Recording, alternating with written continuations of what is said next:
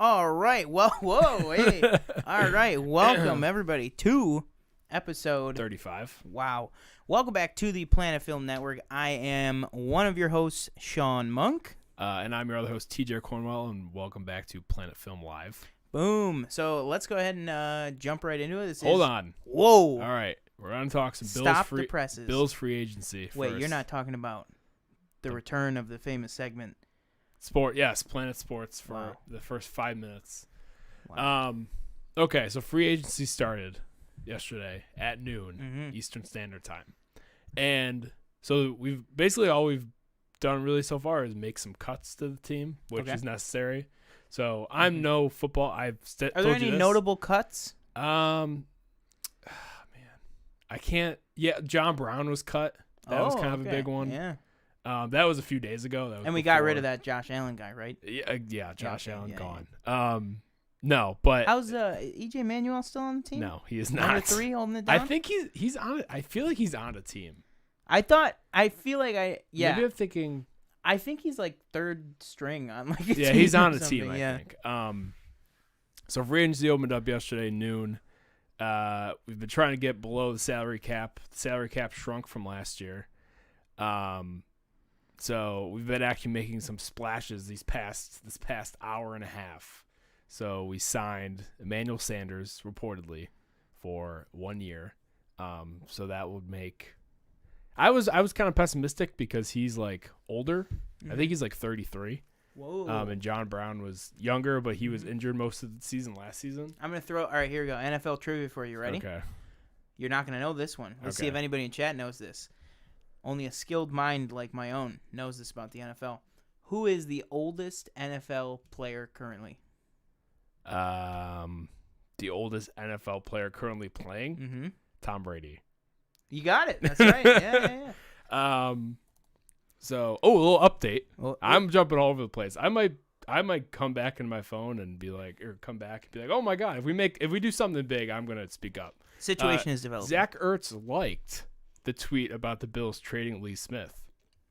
That's the guy that people were like, oh, he's following Buffalo? Yes. Oh. So that could mean something. Or it could mean I don't nothing. know how we got a draft pick for Lee Smith because there was talks that he was going to retire. So I don't know if that was just like a rumor, but however. Is he related to Bruce, right? No, he's not. No, not related. Geno? No. Right? Isn't he the one with the big nostrils? Geno Smith? I don't know. I don't remember. I don't know. I have too much and not Michelle enough says that football he's not. information. He's an ACC analyst. What is that? So that's Atlantic. It's a division in college. It's like he's an sports analyst. division. Yes, he's an analyst. Gotcha. Yeah, like Tim Tebow. So we've had to cut a few people. Unfortunately, Corey Bajorquez, our punter, is not returning. We signed a new punter today from Miami. So that kind of sucks. Who is the other? Oh, never mind. It might be. What's the difference between a punter and a kicker? A kicker is the one that kicks the field goals and kicks off. Do we still have Hauschka? No, we cut him last year. Oh, okay. So Tyler Bass was the new one. Oh, that's right. Year. Yes. Okay. Yeah. Right. Yeah. Sorry. Who got off to a shaky start, but then he was pulled pretty good through. The rest of the season. Absolutely. But yeah, I just wanted to talk about that quick. I don't really have anything else. I just think it's really like Emmanuel Sanders, Stephon Diggs, Gabe Davis, and Cole Beasley. Am I getting this right? That's pretty good. Wide receiver looking pretty deep this year with the Buffalo Bills. I think so. I just learned a lot of those new terms moments ago. And if we sign somebody big, I will interject. That's all I wanted to say. Boom. The situation. Sabres. No, by the way. Sabres. No. Bills Mafia. All Danielle the way. knows. Danielle is giving up. I am very sorry. I want to apologize to Terry and Kim Pagula. But we are not feeling the one Buffalo love. No, we are not. If you could make one Buffalo shirts that are only blue and red, that'd be great. My friend actually just made a good point. That pick that we just got could go to the Eagles for Zach Ertz. Because that's of course. That's the team he's currently on. So I don't know. I think I think there's a big splash coming. You think so? You think there's going to be a big fish? I mean, if you think about okay, but I'll ask you this. Okay. So granted, the Bills are on a hot streak and everything, but I remember in the dark days, everybody was like, "Oh, this big splash! We're getting Super Mario Williams. He's gonna turn the whole organization around." But is this the potential? Super Mario is this gonna? I remember that they called them that. They were like, I know. But that obviously didn't do anything. But are you talking about a tried and true like big like we're big leagues now? I mean, Zach Ertz. Do you think like it's gonna be like a big like NFL wide splash or just a splash? For us? I think it'll be less than. I mean, last year people were making the jokes like when I saw that we traded for Stephon Diggs last year. That was I was remember just like, that was huge. Oh, okay, like you know, and everybody's like, oh, like he doesn't even have a quarterback to throw to him. Well, look at us now. Yeah. You know? But I think it won't be to the level of that. Like Zach Ertz isn't like quite to that level. And he's older. 33, I heard, right? No, that's Emmanuel Sanders. Oh, I think he's in his 30s, okay. but I think he's like 30, 31. Gotcha. And he's been kind of banged up. Oh. But it'd be a boost in our tight end position. But yeah. I'll come back to it. You heard it here first at Planet Film Live. It's going to be a boost in our tight end. So let's go ahead and move on to bum. We hit it. We hit it, finally. We hit it, everybody. I literally woke up on Sunday. I go, oh, my God, we hit 50. And then I was like, what? And I was like, yeah, we hit it, finally. We're actually at 51 now. Yeah, we're at 51 now. I got to say that I think we could both confidently say the channel's popping off a little bit. Yeah, I've been in our own little way. Yeah, I've been pretty excited with how it's been going. We used to be tracking around 6 views, like 6 views. Well, like I mean, for if you go back, you can see our review. It literally has 8. Our review for what did we review? Can't remember. I don't remember. But yeah, some of our and obviously we're the live shows are a little bit different. Right. The live shows are usually the live shows themselves also used to be like we would finish it up and then it would be like, oh, cool, we got up to like 13 people were watching. Yeah. Then I think it was the one when we did Dog Day Afternoon. Right. Was the one that we stopped the stream and we were like, oh, that went well. And then we looked at it. We were at like 45 views as soon as it ended. Mm-hmm. And then I think that one got up to, and it didn't do much more, but I think it got up to like 60 or something like that. Yeah. But now the live shows are consistently doing, I would say, between 40 and 70, like every single time. And the reaction videos are really popping off. Yeah. As you guys know, we talked about the Mortal Kombat That seems to be our bread and butter. Yeah. If you watch Shark Tank this week, if anybody watched Shark Tank this week, Mark Cuban, as well as Daniel, gave some great advice. They said you can have a great business, but if you don't have your workhorse product to bring in the eyes, you got nothing. That's what it is. I'll tell you that right now. Mark Cuban, I know you're watching. Mark watches every single week. Mark, if you want to come on the show, we got a space right here for you, socially distanced. See, I'm in the void right now. Bring Barbara, bring Robert, I don't care. Bring Damon, I don't care. Anyways, the reactions are doing really good for us. The Mortal Kombat one got to almost 500. The Falcon and Winter, so we did 2 back-to-back, one last night and then one earlier today. They kind of started off slow in the single digits, and then the Falcon and Winter Soldier one is really popping off. That's already over 100. It's going to be probably, I would hope, end around where the Mortal Kombat one did. Yeah. I would be happy with that. I mean, hell, I would be happy with anything. I'd be happy with where it is right now. But also the Snyder Cut one, too. That's around like 50 now, I think. Right. So that one's popping off pretty good. And then, like we said, boom, we can make the official announcement. We hit 50 subscribers, and you guys know exactly what that means if you've been paying attention to the channel. It means that we are ready to launch the giveaway. So we've been kind of going back and forth with what the giveaway was going to be on the channel, or not what it was going to be. We always had the same price, but kind of how we would work it, if you will.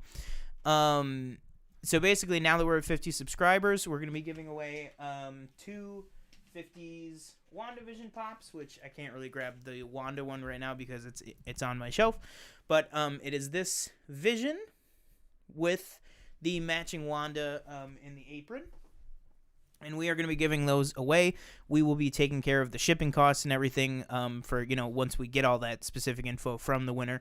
But yeah. We are going to go ahead and show you guys real quick what to do. So this link is, it's not right now, but as soon as the live stream is over, I think, It is going to be in the description of the video, and I might be able to throw it in chat. I just have to see real quick. But it's going to bring you over to this site. So this is going to be a Google form. It should look exactly like this.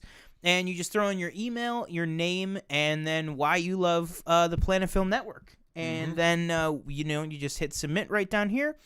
And we will then, after that, I think we're still deciding on how long it's going to be up. It might be up for a few weeks, maybe less, maybe a little bit more. It just depends. We want to get a good amount of responses. We want to get a good pool going to really draw from, because if it's just like 2 or 3 people, it's not really gonna do much. No, exactly. And this is, I think we'll say, it's open to anybody, because a lot of our subscribers right now are, people that either we know or extended people or whatever. So we're just going to make it open to everybody. So feel free to go ahead and throw in your email address, your name, and why you love the Planet Film Network in here, and then you just hit submit. It all goes right to us. So you're not signing up for anything or anything. The email is just strictly how we can get into contact with you if you win.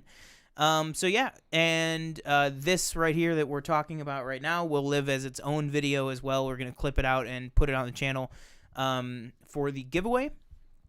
But yeah, go ahead and I would say I think Joyce and Shelley could play. Sure. We're just opening up to anybody.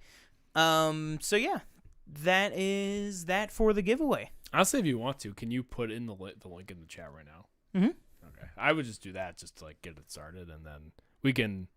If you're watching this on the clip out, it'll just be in the description below. And then when it's ended, we'll just have to go back and probably we'll just take the link out, or I don't know, or unless you can close it, can you just close it? Yeah. Oh yeah. You can. I mean, it doesn't really matter because you only submit it once. You can deactivate it. Okay. Just 1 second. Oh my god, dude! I'm so hyped right now. I want something big. I feel for the Chicago Bears though. It was a rough go of it. Yeah. They couldn't get Russell Wilson, so they decided to sign Andy Dalton for God knows why. But yeah, I don't know. Come on. There we go. All right. Putting it in the chat right now. There you go. All right, yeah, so you guys can click the link in the chat to bring up the giveaway. And then you guys will be entered, and like we said, we'll just announce, we'll talk about it every single episode. Once we get closer, talk about it in every single video just so we can get the most eyes on it as possible. So yeah, so without further ado, you want to go ahead and get right into the show? Let's go. Boom. All right, so today we are obviously talking about 2 big topics that you saw in the thumbnail as well as in the title of the video. We're going to be we're going to do kind of a mini review, but more just a discussion about the Marvel Assembled documentary, The Making of WandaVision. And then we're going to end the show by going over some of the major categories for the Oscar nominations. But we do have just a few news stories to start off with. So a lot of this is Disney Plus related, as most news seems to be. But we will start off with one that we talked about the possibility of last week. But that is that the crown has officially, the gauntlet has been handed back over to Jim Cameron. That Avatar's re-release in China got it up past I believe it was $7.4 million that it had to make to top Avengers Endgame. Right. And it did hit that milestone, so now the #1 movie of all time is once again James Cameron's Avatar. What are your thoughts on this? And over under 99% that this year Avengers Endgame will retake it. Over under 90%. I'll say 90%. Whoops, sorry. Man, that's tough because I just don't know and chat as well. What do you guys think? I don't know where we're at with all this COVID stuff and everything like that. So maybe I think I'm gonna honestly just take the under just because I don't know for sure. Really? I think they're obviously gonna re-release Endgame at some point. But again, it's the same company. Yeah. They're just competing. Listen, it's all just money going in Zoe Saldana's Literally, pocket. yeah. I hope she had some deals where it's like, oh, if the movie makes this much, like, bro, could you imagine if I don't know if they do because I know RDJ did a Jack Nicholson type back end deal for Iron Man, and it cost Marvel like a fortune. Right. So I don't know if they do that anymore. But if Zoe Saldana had, I wouldn't be surprised if she had one for Avatar though, because who knew?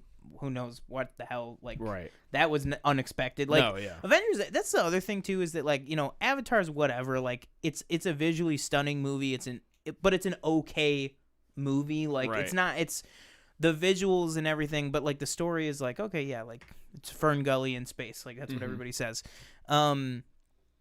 But like that was such an unexpected hit. Like Avengers Endgame was like that should be the number one. Yeah, movie like of all time. I did not see. No, I saw Avatar on DVD. I think I rented it like with my dad or something. Wow. But I do remember like that whole thing with that movie was like it's 3D. Wasn't that like the whole thing? That was like it was like the first wide release real D using the real. So D I mean that had a lot technology. to do with it. I mean it was still like a good movie. Honestly, like the more and more I know they keep saying, oh, second and third and a fourth and a fifth. It's like I don't know if we need that many. Yeah. Like it was good, but like I don't know if like I need like all these avatars. Yeah. And I think it'd be dumb to think that any of the sequels can get to this. Also, like how much was a 3D ticket back then? Oh yeah, like now a 3D upcharge is $3.50. Yeah. Back then it was like $7. Oh yeah, that's crazy. It was like a ticket would be $12. Yeah. And then the upcharge would make it like almost $20 a ticket. I'm sure it had more 3D showings than it had 2D showings. Yeah. I'd have to imagine. Endgame was released in a time where the 3D fatigue was really setting in. Now, I genuinely think 3D is done for at least a few years. I work in a movie theater. TJ used to work at that same movie theater. We have, even before COVID, we had maybe one 3D movie every like quarter of the year. Like it was usually a superhero film or something. Right. Now the real telling thing is Disney used to release every film in 3D. Like we showed Maleficent, the second one, in 3D. Right. And it's like, what is the point of that? Yeah. Now we're getting like Raya in The Last Dragon, only 2D. Like, do you remember? I'm gonna go down a quick trip memory lane. Were you there that night that it's the classic like you're ripping tickets and they never know it's 3D. And you say, here are your 3D glasses. And they always go, I didn't know it was 3D. Yeah. And I remember the one lady. I don't know if I haven't heard that. It was you time. that was there with me, or somebody else. When I told the woman that I was like, "Oh, you're gonna need these glasses. Like these, it's 3D." And she was like, "I'm gonna vomit." Like, do you remember that lady? That. I was like, "Okay, like calm down. Like, I get it's not life but like, or death. yeah, like, no, literally, but."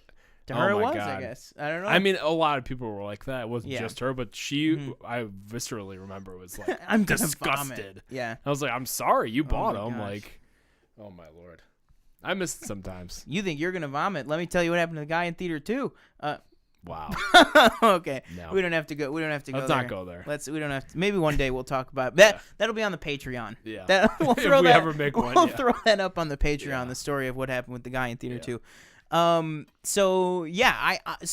think you were leaving something out in your calculation. Okay, what? Avatar made all this money only with a Chinese re-release. It was really in a weekend too. It was in one weekend. Yeah, but only in China. Is China like that well off? Like that? Yeah. It's just like they're just fine. Mm-hmm. Wow. Okay. Damn. Yeah. I mean, we don't know how bad it got there, but it's better now. Huh. Okay. But what's it called? Well. Again, it gets in the kind of territory. That's what the government says. Literally, is that it's better there. No, but the money doesn't lie. Right. Whether COVID is better there or not, people are going out like it's better. Yeah. So I think you miscalculated in thinking China could just re-release Endgame, and Endgame could beat it without us even having to reopen anything. Right. If they do Endgame with a Chinese re-release and an American re-release, it's gonna beat it, no problem at all. And I don't want, if they re-release Endgame, re-release it for like 2 months. Don't do like a weekend thing or whatever, because I think Avatar is only 2 weekends and then it's out. Which clearly it was probably just Disney knowing it would probably be the record. You forgot Audacity, but that's okay. We could just rip the audio. Oh, crap. Okay. Yeah, that's okay. So, yeah, I think it does. I think it has a very good chance this year of beating it, because there's a lot of year left, and we've gone through waves of this, of people saying, "Oh, it's getting better." It's wrong and to stuff. think like I feel like we haven't turned. I know we haven't turned a corner. Mhm. I know there's still millions of people sick, like, and so many people suffering from COVID. But it's weird, like weird that things are going back to normal. I feel like around me, not people I know, but just in general, like the country. I mean, the COVID fatigue set in really after like a week. Mm-hmm. But I feel like it's really starting to be prominent where I see people like, are just like done. especially like LA. I feel like theaters were closed for the longest time. Yeah. And then they're starting to open back up. Yeah, Speaking of, theaters, Christopher Nolan was at Burbank, so shout out to Christopher Nolan. Theaters today. Yeah. Today is March 16th. Mm-hmm.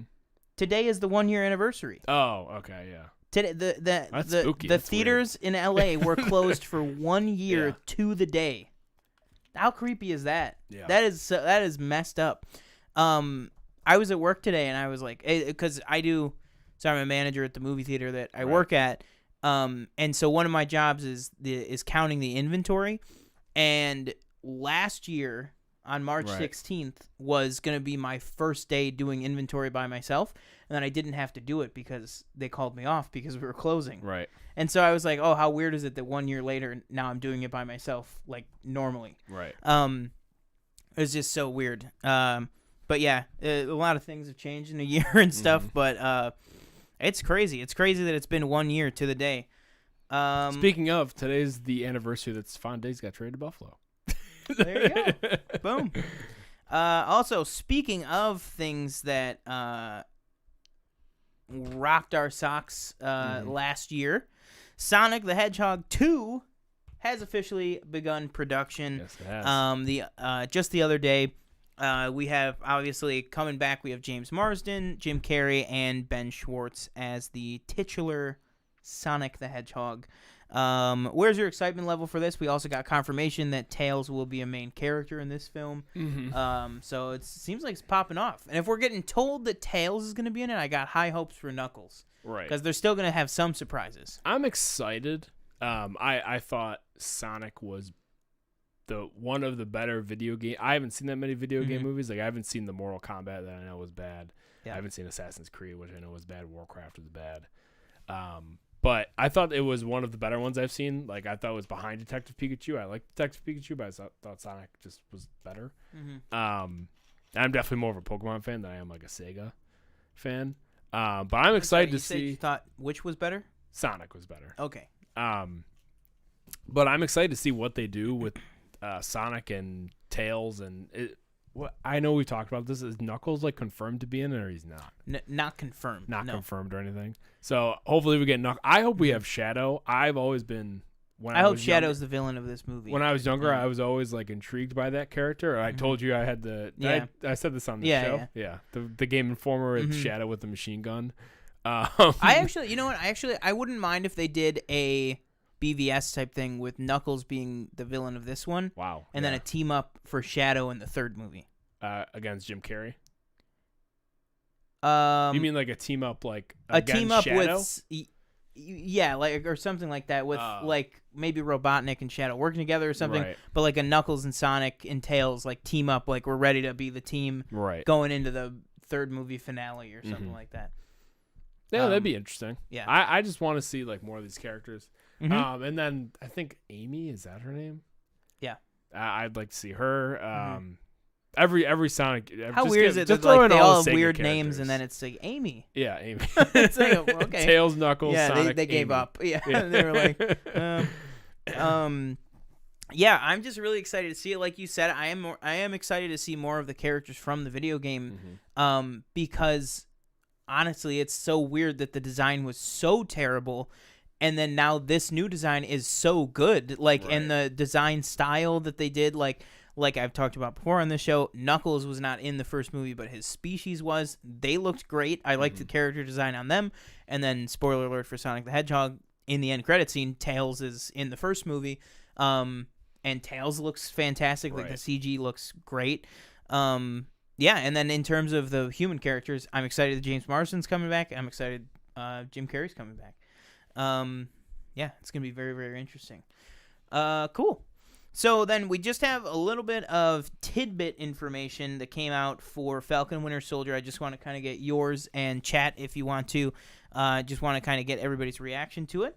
So Falcon Winter Soldier takes place 6 months after the events of Avengers Endgame. Mm-hmm. So that puts it right. That puts it like 6 months after, or like 5 months after WandaVision, and about 2 months before Far From Home. Right. And then also the director said that it ties into at least 3 upcoming MCU projects. Interesting. Yeah. That's a lot. What are your thoughts on that? Seems like a heavy burden. Is that just me? I don't think it's going to be as heavy a burden as people are expecting, because, Don Cheadle kind of already doxed himself and said he was in it. Right. So that's Armor Wars set up just with him being in it. If I had to guess, I think it's going to set up Secret Invasion, Armor Wars, and maybe Captain Marvel 2. I'm interested to see how. Then again, WandaVision kind of set up Yeah. Secret Invasion and Captain Marvel 2. I'm interested to see what they do with Zemo as a villain, Mm-hmm. because I liked that villain in Civil War. I like the idea that he was able to pit them against each other by just knowing, like, he wasn't like, he didn't have special abilities or anything like that. He just was like using them and just worked them against each other. Yeah. And then the last time you see him, he's just on that mountain. If I recall, right? No, they put him in. He is in the custody of Martin Freeman, who we have talked about that maybe might be secretly appearing in this.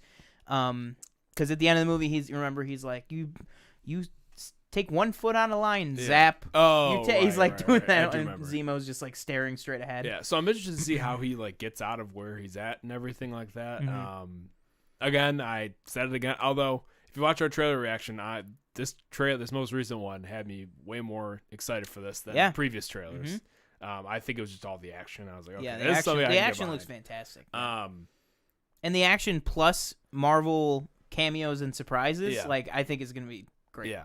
I'm just interested to see how they get that character out and how it ends with that character.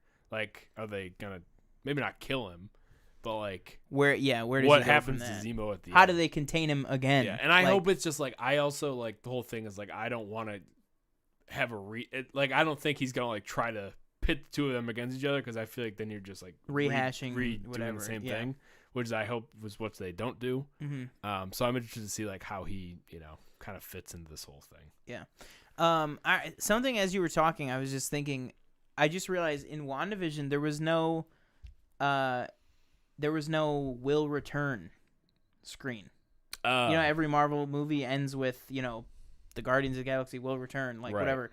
I think I actually will say I think I kind of missed it on WandaVision, because there was a lot of questions surrounding the Vision at the end, the Vision, White Vision. I think if you had thrown up after the end credit Wanda and the Vision will return, I think it would have cleared people's heads a little bit, because I did see I only brought that up because I saw a rumor today that the Vision is reportedly going to feature in Armor Wars. That Paul Bettany will be back in Armor already. Wars. It kind of makes sense. It's about Stark Industries and Stark's technology and stuff, and Vision's looking for answers. Right. I mean, who better than I would think the Vision has the best chance of showing. We kind of talked about already on the WandaVision review of She-Hulk linking up with Bruce or something, or if not Rhodey or someone else like that. So I think it would make sense, and that would be a good way to bring him back sooner than having to wait for a movie. Yeah. Yeah, Michelle's saying that there's a big push for season 2 of WandaVision, which I hope they don't do, because I just don't. Unless they can come up with something completely unique and new. I was thinking, I was like, it's impossible. There's no way. Don't do a WandaVision season 2. But I will say, if you, because I was I've said this for weeks. I've been you can't redo the TV thing. No, you've used I've said it up. the same thing. Yeah. You can't you can't redo the Westview thing. You've used it. Yeah. But that being said, people love these characters. You could literally just make a show called. You could just make WandaVision season 2, and it's just about Wanda and Vision again. Yeah. You know what I mean? Like, what's the difference between... Because then I was thinking about it, and people were like, oh, Wanda and Vision need their own movie. And I'm like, well, why do they need their own movie? Just make a season 2 of WandaVision. Yeah. That's just like, doesn't have to do with, a fake reality, doesn't have to do with, like, and that would be a way to change it up. Just give Wanda and Vision their real selves in the real world a show.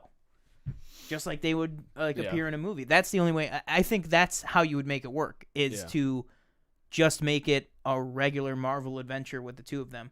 Do you know when Armor Wars takes place? No, I saw that was asked in the chat. I am not sure. If I had to assume, so I'm kind of working. I'm trying to work like 3 steps ahead on this because we know. Well, rumored. They're leading to some type of Young Avengers. They've introduced and they've announced 6 confirmed members of the Young Avengers in the past. I might spoil 6 stuff months. for myself, but I might start reading that after or before too. I'm sure you won't spoil stuff for yourself. Yeah. I mean, it's all just based familiarize. It's not like literally pulled exactly. Yeah, from. like I'm sure you'll just, if anything, familiarize yourself with some of the characters. I would read, if you want to read anything, I would read Matt Fraction's Hawkeye. With him and Kate Bishop and Pizza Dog and everything. It's like Clint he's like running an apartment complex, but also that's like, that one might get into spoilers though, because it's basically, people have said, I mean, even the logo is exactly the same of the Hawkeye series. It's the one from the Matt Fraction run. Danielle, but it's really good. Danielle, I meant to tell you, very upset about the Catherine Newton recasting with Cassie Lang? Yeah. Okay, yeah. She does not like that. She's like... She liked Emma Furman? Yeah, and she also, like... Didn't she say that it was like... She had no idea? Yeah, which I thought was kind of I'm shitty, sure there's a story there, because Kevin Feige is not a bad person. Like, he would not do something like that. I'm sure there was something. But it clearly wasn't on Emma Furman's end, because I saw that week she posted and she was like, hey, guys, I love the support, but, like, I just had no idea. Like, I don't know. I'm sorry. Yeah. Like, I don't know. Damn. That's tough. Yeah. I mean, the only thing I can think of is, but it's weird. It's like, are they going to give, I'm sorry, what was her name? Catherine Newton. Yeah. Like, are they going to give her black hair? I don't because know. Cassie in the comics has blonde hair and Catherine Newton has blonde hair. So I'm like, okay, I get that in a sense. Like, she would look more like Stature in the comics. Like, she would look more like Cassie, but that's not what like, how do you just do a recast? Like, but then again, Don Cheadle, Terrence Howard, like, they've done it. Edward Norton, Mark Ruffalo, like, they've done it before, where it's just like, nope, like, just don't worry about it. Evan Peters, well, boner aside, yeah, she does. She looks nothing like the previous 2 actresses. That's absolutely right. But yeah, I mean, I don't know. Sometimes they just recast people and just keep on trucking. Yeah. So we will see. So last bit of news here is that we did get the actor Kingsley Ben-Adir has been cast in a lead role. They're thinking the lead villain role in the Secret Invasion series, which people are expecting that to actually go into production very soon. They said around the end of May or beginning of June. Yeah. So we could see Secret Invasion on Disney Plus as soon as probably, I would say, like early 2022. Very quick. Jeez. They're really pumping these things out. I feel like I said every single week. We have 5 more television shows coming this year. Oh, man. Oof. Yeah, I saw a report today too that I know you're gonna agree with this. There is a report that, based on survey analytics and stuff like that, that Loki is teed up to be the most anticipated Disney Plus show of all time. Good. Not even just the most anticipated of the Marvel ones, just the most anticipated Disney Plus property, which I think, isn't that surprising. And then, speaking of Disney Plus, we are getting some additional Star Wars content coming to the streaming service that people have been clamoring for many, many months since it started. Right. So that is, we are getting the Genndy Tartakovsky's original Clone Wars 1 and 2. Is that good? So what's the story behind it? It's like totally different. It's just it came out in 2003, I think. So it came out before Revenge of the Sith. It was the first place, that Grievous appeared in. It's just kind of like it's not it's technically canon. It's like one of those things where like, sure, yeah, it can be canon. Like it's like because the stuff doesn't not line up, but some of it doesn't line up. So it could be canon, it could be not. But it was basically the inspiration, obviously, of the animated series that followed that ran for 7 seasons and many, many years. But yeah, that's hopping on at Disney Plus. It's the 2D animated one. I mean, it's fun to watch. It's good. You watched the whole thing? Yeah, I've seen it. I've seen like terrible quality of it on YouTube because it was never anywhere before. Yeah. So now it's going to be in full HD on Disney Plus. So I'm definitely going to rewatch it.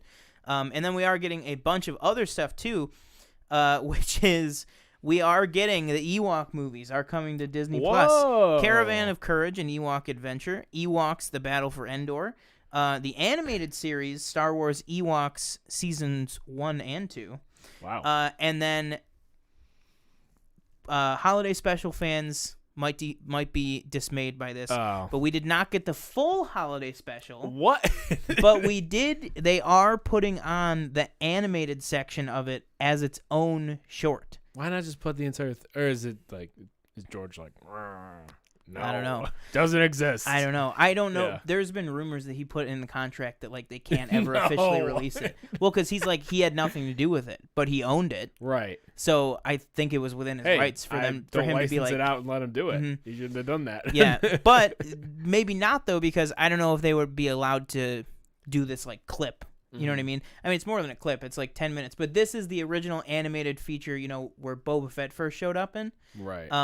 Because people are always like, oh, Boba Fett actually didn't appear in I tried Empire. watching that. And I skipped for you didn't like like 5 minutes. The story of Lumpy? I didn't. I think I got like the first 5 minutes. I go, I don't feel like watching this because it's like 2 hours with commercials. Yeah, I think it's an hour and 45 minutes. I think I just didn't feel like commercials. skipping through the commercials on YouTube. So I was like, no, I'm not. I don't feel like doing this. But yeah, so pretty interesting stuff there. I am holding out for. Now I know that they're doing the new show.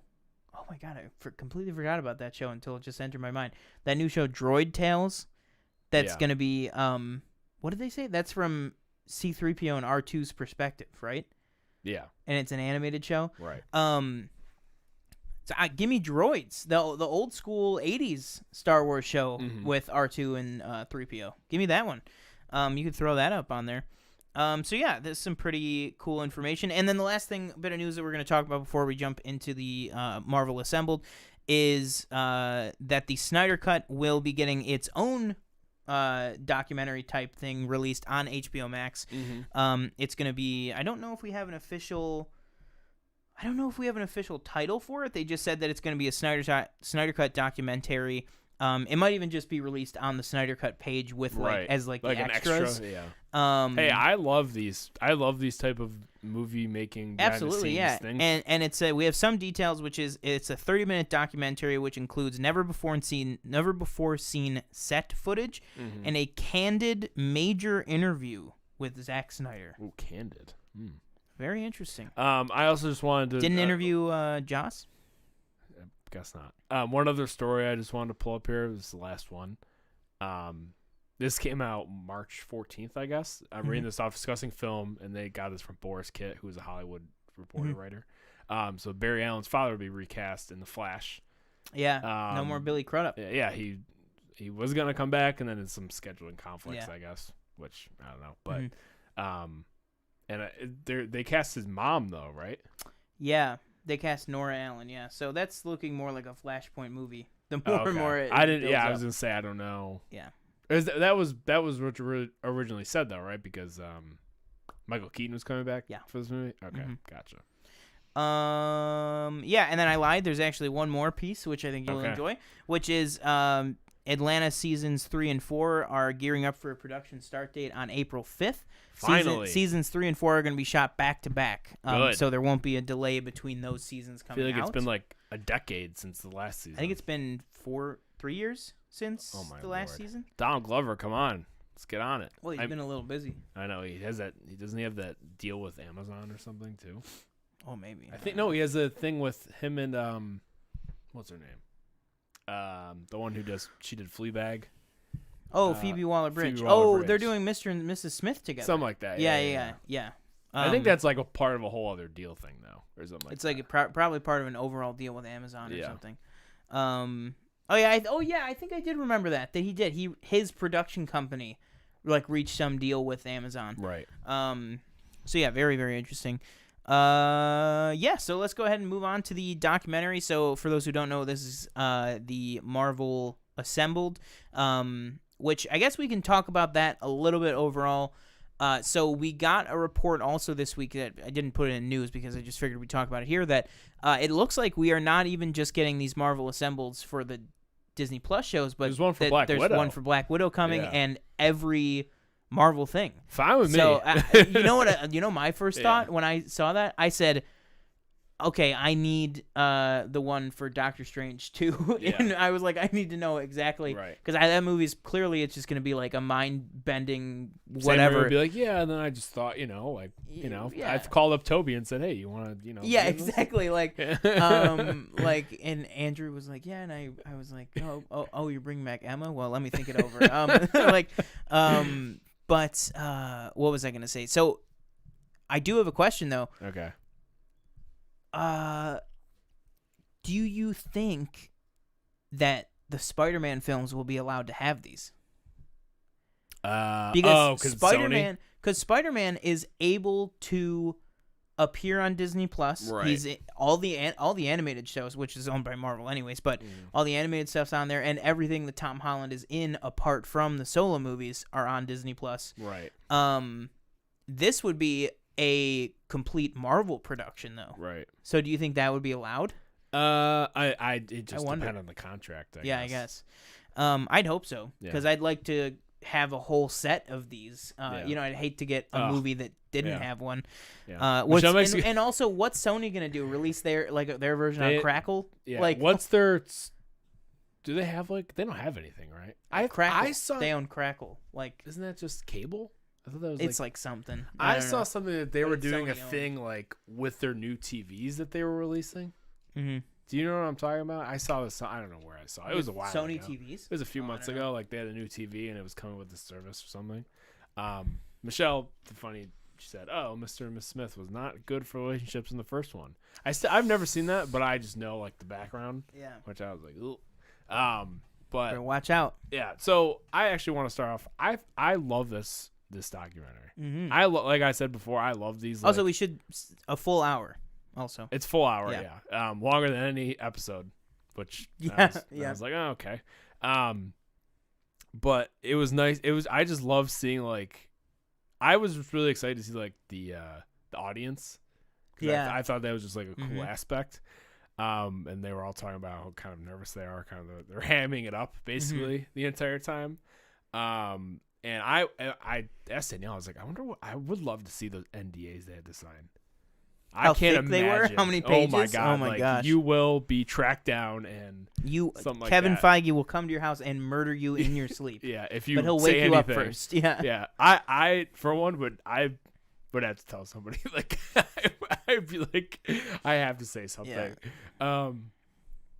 And was it only the first episode they did or the first two that they did a live audience? Just the first one. The first one? Yeah. Okay. So I mean you still don't get you really don't get anything from the first episode. Something's weird because the whole pause thing they're doing where it's he's choking and they're just not doing anything that. But other than that, you don't really get anything weird about it. But I like seeing obviously Paul Bettany having his face covered in blue and his ears. His ears. He looked and like his a dots. clown. He kind of looked like a guy from the Blue Man Group. I liked seeing the writers, directors, obviously. Then the director Matt Shackman was he was a sitcom kid. When he was I didn't know that. I was just thinking that. I was like, wow, okay. Yeah. I mean, that makes sense.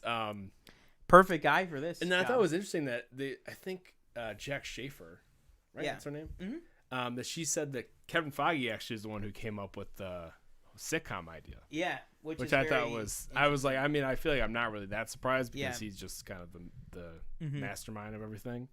But yeah, I love even though like I wasn't a fan of like Rise of Skywalker, that documentary I liked. The Last Jedi one was good. Yeah, Disney Plus. Even they need to work on a better name, but the Star and Wars, the Mando ones, the Star Wars Gallery, ones.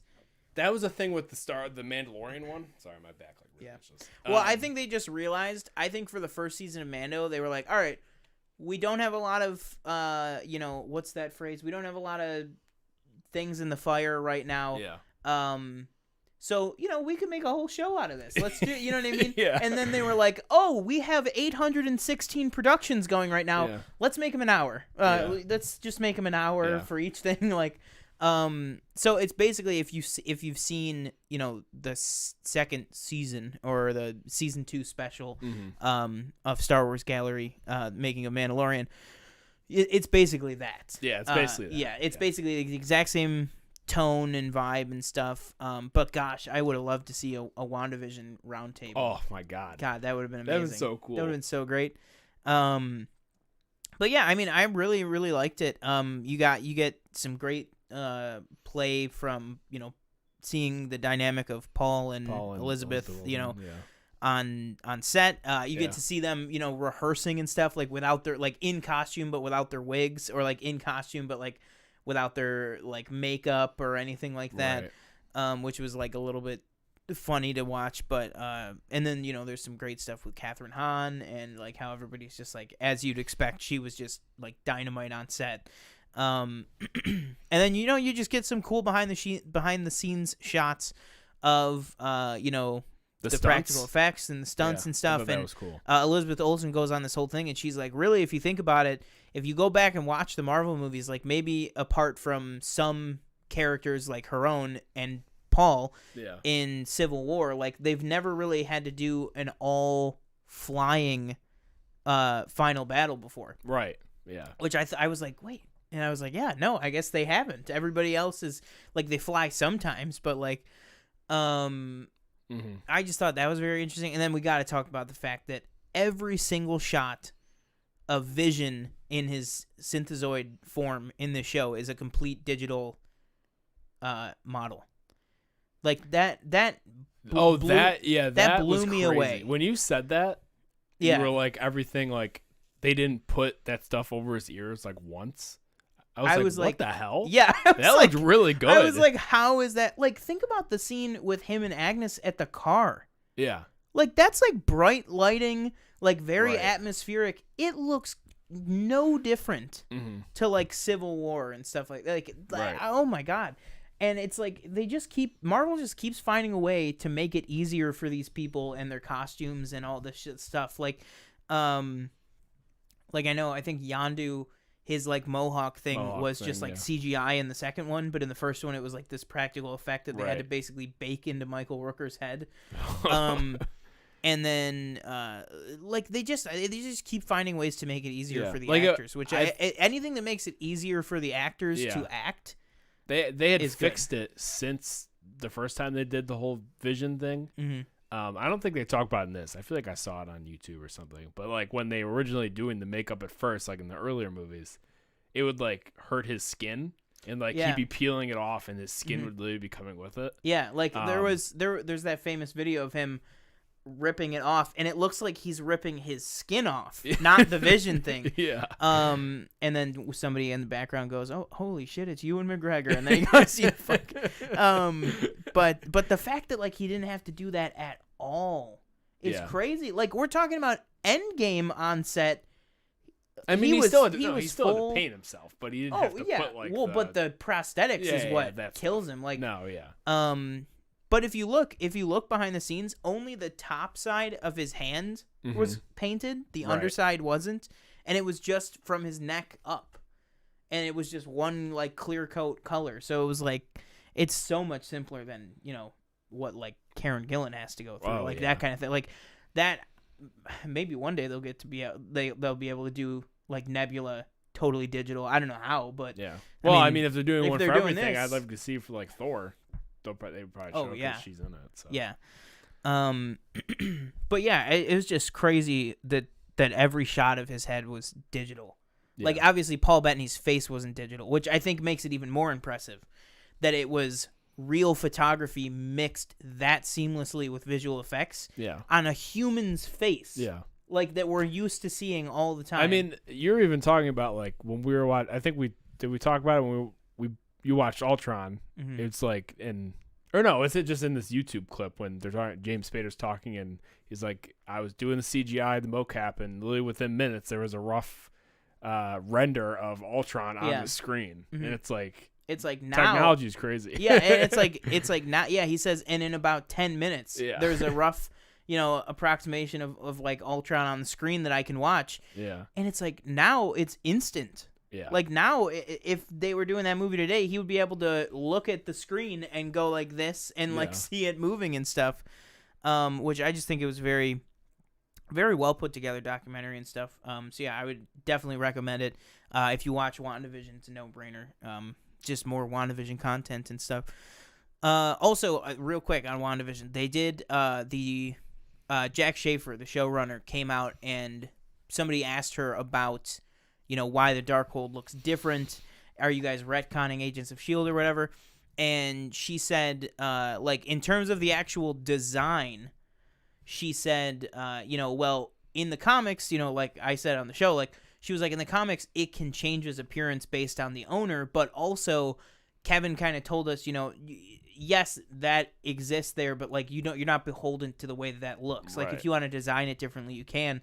But then she also added to people who want to say, "Oh, Agents of S.H.I.E.L.D. isn't canon." It absolutely is canon. Kevin Feige has said this. It's like the same way of saying that the Netflix shows aren't canon. Yeah. She also said, she was like, but it's all the same Marvel sandbox, and that show's over, and our show just started, so I'd have to assume it's the same book. So that was good. That she was like, I'd have to assume it is the exact same book from Agents of S.H.I.E.L.D. It just looks different, which is, great. Because there's a lot of people out there that do, Agents of S.H.I.E.L.D. slander that I do not stand for. But, yeah, so great documentary overall. Do you want to go ahead and head into... Yeah, actually, I just want to give a quick shout out to I binged Ted Lasso this past weekend. I saw. That show is very, very good. Yeah, I had episode 3. Yeah, like I had no idea. Like I don't want to say it doesn't have any business being that good, because like when I heard that they were making this show from commercial characters, who you said it started with the Olympics, I believe. Yeah, I've only seen them for when they're when NBC was advertising for Premier League, and they did one for the first season. I think they did a second one for the second season. Yeah. And Jason Sudeikis, he was dynamite in those commercials. Same with Coach Beard. I don't remember the actor's name. Yeah. But I was very skeptical. I was like, how, like, I just don't see them bringing these characters to like a show and like it working, especially the whole like. Immediately, I was like, how are we going to bring Jason Sudeikis' character of Ted Lasso into England when he's never coached soccer in his life, but he's going to coach this professional team? Because I haven't got... I mean, you apart from some of the teams... 3. I've started episode 3.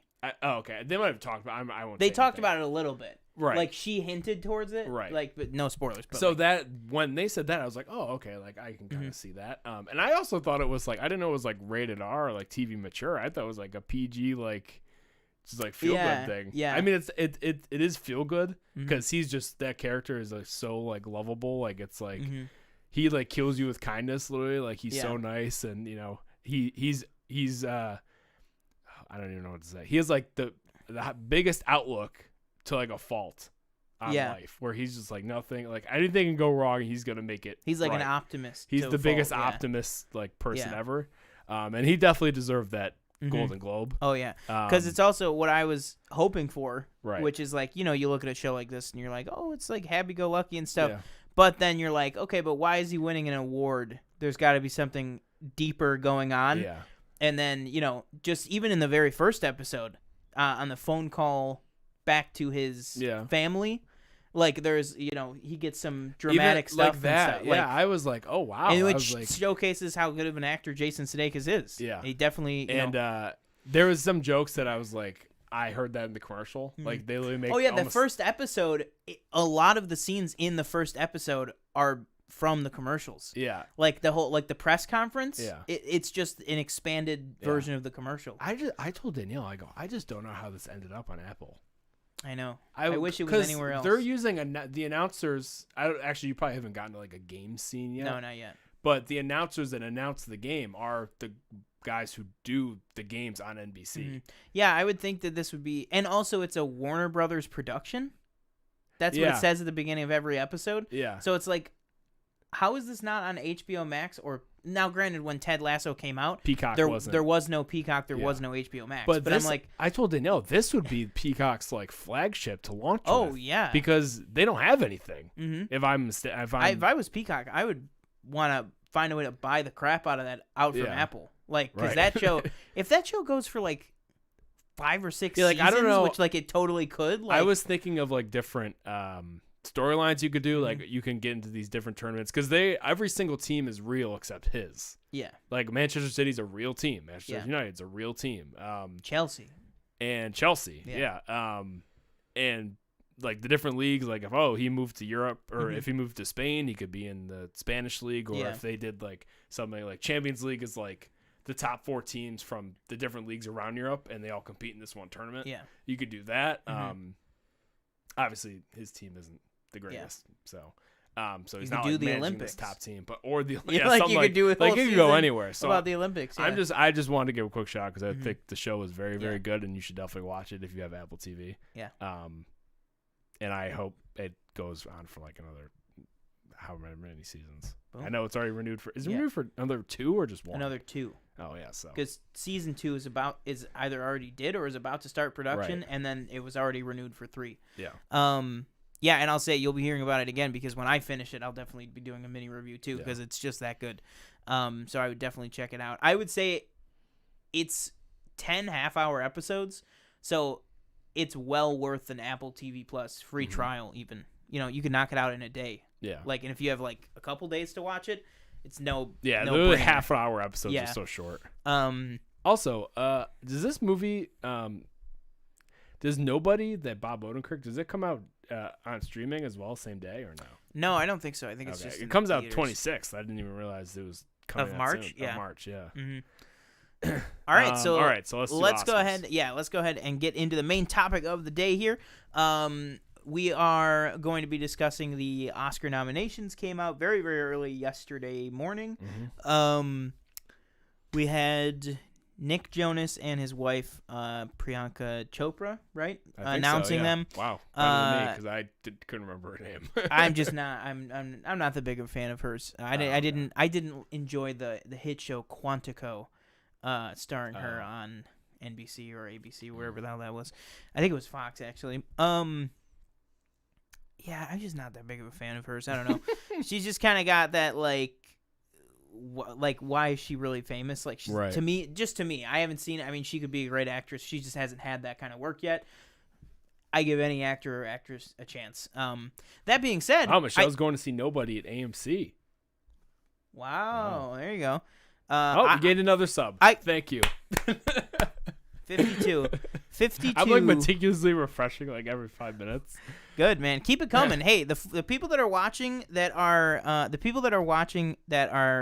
not subscribed, if you guys are there, subscribe. Subscribe and fill out the Google form. You'll be entered to win our giveaway, and it is a giveaway. You don't have to pay for anything.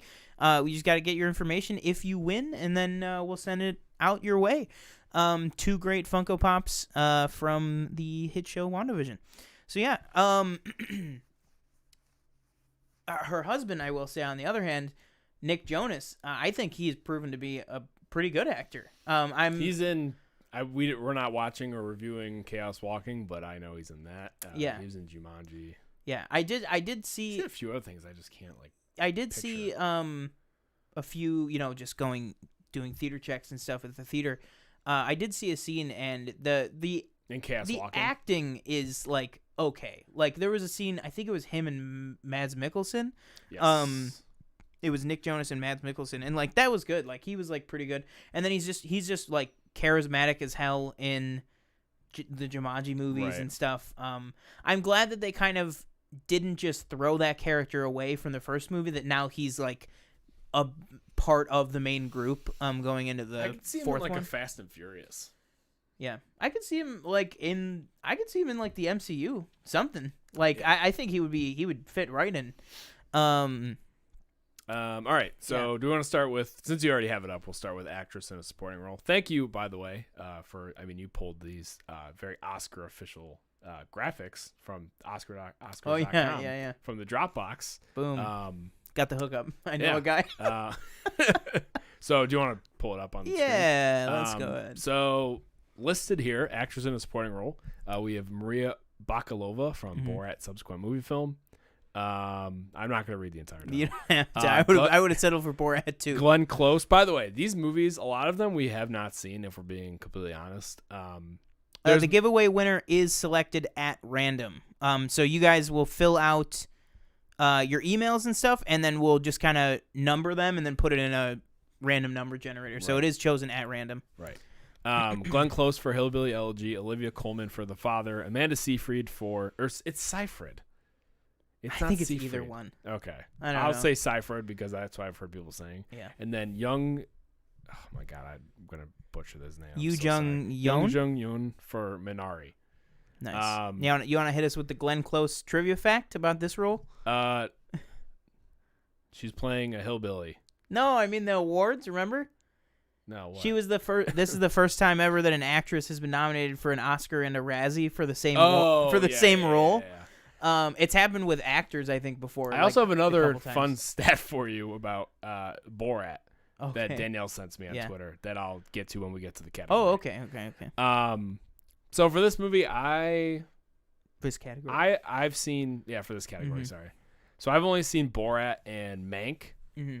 I heard Hillbilly Elegy was terrible, so that's why I just didn't bother. It's on Netflix. The Father just literally came out this past weekend. Mm-hmm. I don't think it's streaming or anything. And then Minari has been out for a few weeks. I just haven't. Is that on Hulu, right? No, it's paid rent, I believe. Amanda Seyfried is good in Mank. Mank leads the way with nominations, which I don't think it should. I think it's not. Mank is the most nominated? Yeah, it's like 9 nominations, which doesn't surprise me because it's a movie about the making of Citizen Kane, which is arguably the greatest film ever made. So it doesn't really surprise me because it's very Oscar baity. Who would have thought that the top 2 movies with the most nominations is a movie about the making of Citizen Kane and then a sequel to Borat? Yeah, I don't see Hamilton on any of these. I think Glenn Close could win just because she's been nominated so many times and she's never won. It could be the Pacino, DiCaprio effect. Scent of a Woman. Yeah. Minari I've heard is wonderful, so that makes me want to. Again, I'm gonna watch. We watch all the best pictures. Yeah, every year me and TJ always make a point to watch all these. We just normally don't have a YouTube channel while doing it. So I can't promise all of them, but if a movie's good enough or we want to talk about it enough, we'll do reviews for most of these. Like we said though, I'm not going to promise that we're going to do all of them, but we will watch all of them, but they might not all end up as videos. But whenever, the beginning of May or whatever, when we do our Oscar show after the show, you'll hear our thoughts on the ones that we didn't get to then. But yeah, I would say, throw the graphic back up, bro. The only I just like looking at the graphic. The only movie on here that I've seen so far is Borat. Yeah. She was very good in the film. Everybody was like, if she can stay in a room for that long with Rudy Giuliani, she deserves the Oscar. Yeah. Oh yeah. And also she deserves it. Think about this. This girl got plucked from complete obscurity. Sasha talked about the fact that they like through Zoom auditioned over 600 young female actors. Yeah. Over 600 of them, and she got picked. She did all that crap, which is like holy crap, like guts on her. And then to get nominated for an Oscar. Like what? Yeah, that's crazy. Like that is crazy. She's already She's filming other another stuff, right? something yeah, else. I don't yeah, remember like what it was. good because she was on really set good. when it was announced, and I think they filmed something. That's I don't awesome. remember what movie it was. Yeah, like more stuff for her. Like she is so great. But I think, then you again, know what? I think we actually might.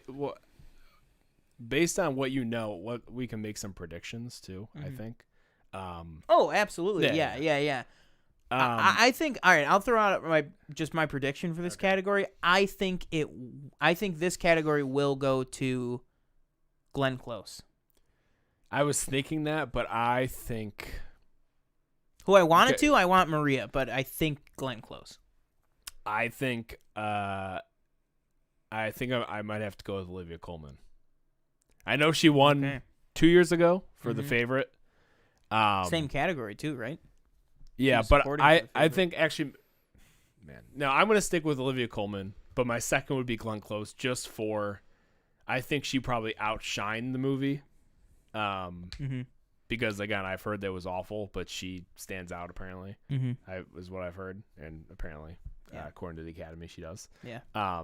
So I think maybe she'll get like one of those like career like achievement awards in the form of action in a supporting role for a not so great movie. Yeah. Now, also, I just want to say these predictions are not binding. I guarantee you, we are gonna do we're probably gonna do a full Oscar, like not Oscar pool, but we're gonna do a show the week before the Oscars, where we've seen everything, and we will make our final firm predictions, and then when we come back after the Oscars, that Tuesday we'll compare to see what we got. So you want to go to? So I think we'll just move to actor in a supporting role, and then maybe we'll just we're just kind of bouncing over the place.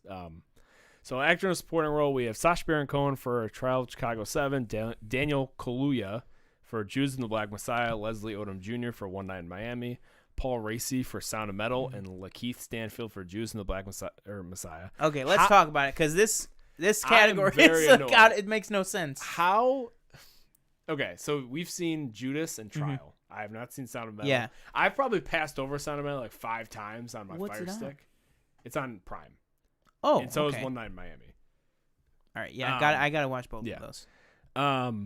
So based on what we've seen, I don't know how. So Lakeith they wanted him to be the lead. So that's what Warner Brothers was like. Hey, not only did they want him, like the way the Oscars work is Warner Brothers pays for the promotion, the for your consideration stuff. They choose which awards they put him up for. They put Lakeith, they put Daniel up for supporting, and they put Lakeith up for lead. And then the Academy was like, no, nominated him for supporting. Yeah, which makes no sense to me. I think. Because it's clearly Lakeith's movie, his story. It's his character story. Again, they're both amazing in the film. I think I just watched it. When did I watch it? Like a few days ago. Again? No. You only seen it for the once. first time. Yeah. Okay. Paul Raci, I don't know who he plays. I can't even picture what he looks like. Neither guy. I mean, it might just be a newer actor. Yeah. So from what we know now, we'll go with like our predictions, but Sacha Baron Cohen, Trial 7, also very like a standout from that movie, I thought. In this one, I don't think Daniel Kaluuya and Lakeith Stanfield will like split the vote in any way. I think Lakeith will win. Again, it's kind of a disservice because I think they would, if they were in separate categories, I think both of them would win. Yeah. So I mean, I don't actually see the leading role actor, but okay. Actually, no, I'm sorry. Actor leading role, I haven't seen Ma Rainey's Black Bottom, but Chadwick Boseman, I believe, has that locked up. But what do you think about really? supporting? You think it's gonna go to Chadwick? I think so. I think it'll just be the whole, For this category, this is what I think for this category. I think that I unfortunately think that One Night in Miami is not going to get the love in this category that I think it probably should, because based on, I haven't seen it yet, obviously, but based on just the talk, we're just kind of trying to pontificate here about some of these. But I think because he wasn't nominated for Borat in lead, I think it might go to Sacha, because they're going to want... He is so hot this year. And I'm surprised Borat has as many nominations as it does. I'm genuinely not. I think I think it struck a chord with a lot of people. Yeah. At the right time. I think it hit at the right time. It was funny as hell. It takes a lot to get a movie like that, like to get this many nominations. But I just think whether it's Trial or Borat, I think Sacha is just so hot. He's so hot right now. Like I just think, he's just got great steam coming off of what was it? It was the Golden Globes, right? Mm-hmm. Where he won did he win? He won Borat won Best Musical or Comedy, and then he won for Borat, right? Mm-hmm. But he was also nominated for Trial, and then Right. Trial was also nominated for Best Picture. Mm-hmm. Best Picture in a drama for the Golden Globes. I think Lakeith and Daniel are going to cancel each other out. I think Paul Raci is too much of a unknown quantity. I think if Sound of Metal gets anything, it's going to be Riz Ahmed. Oh, yeah. And then I just think they're just not, because it's the Academy, I think they're just not going to give One Night in Miami the love that it probably deserves. I mean, people are saying that not Viola Davis. Regina King. Regina King, was she nominated for director? I can't There remember. was a snub We'll have that to it get was there. either Best Picture or was director. if I We'll have to recall. get there. I can't remember. But I think I would want it right now. I would want it to be Sacha, and I think it will go to Sacha. Okay. Only because they didn't nominate him in lead. Right. And I think it would be a crazy disservice. Yes, there's a lot of, I mean, you can see here like we said, I don't know what Paul Raci looks like, but there's at least 3 people of color nominated, and I think in the way the Academy's mind works, they're like, well, we nominated people of color, like you know what I mean, like. But that being said, this year I genuinely do think on here of the performances I've seen, I think Sacha's was the most impactful and was the best. Just for me. But Lakeith was obviously fantastic. But for me, I just think Sacha was the best performance on this list. Mm-hmm. Yeah. So I think I'll stick probably with Lakeith. But again, once we've seen all these, we can probably go back. So next we're gonna do actress in a leading role. Okay. So we have Viola Davis from Ma Rainey's Black Bottom, Andrew Day, or is it Andrew Day? I think it's Andra Day. Andrew Day for United States vs. Billie Holiday, Vanessa Kirby for Pieces of a Woman, Frances McDormand for Nomadland, and Carey Mulligan for Promising Young Woman. So I've only literally seen one, and it's Nomadland. I keep telling myself I want to watch Pieces of a Woman. I just haven't yet. These are all streaming, by the way, except for Promising Young Woman is rent VOD. or theater, whatever, which I've heard is amazing. Danielle's told me that's very good. I think I'm gonna go based off of Golden Globes. I think I might have to go with Andra Day. Just I've heard her again. I like Glenn Close. I've heard her performance definitely stands out from Above a the movie. Yeah. And I've heard again all these films are. Other than that, I've heard all these films are very good. Nomadland, Piece of a Woman, Ma Rainey's Black Bottom, and Promising Young Woman. So I think Andra Day will take it, but then again, I will come back and probably, rework my prediction after I've seen all the rest of these. I would want to see it again. It's the only one I've seen right now. Yeah. But I would want to see it be Frances again. But That'd be your third, right? She won for I always get it wrong. Didn't she won for Fargo? She won for 3 Billboards, and then 3 it would be Billboards. this. She won, yeah. Man, I'm gonna go crazy here. I'm gonna say it might be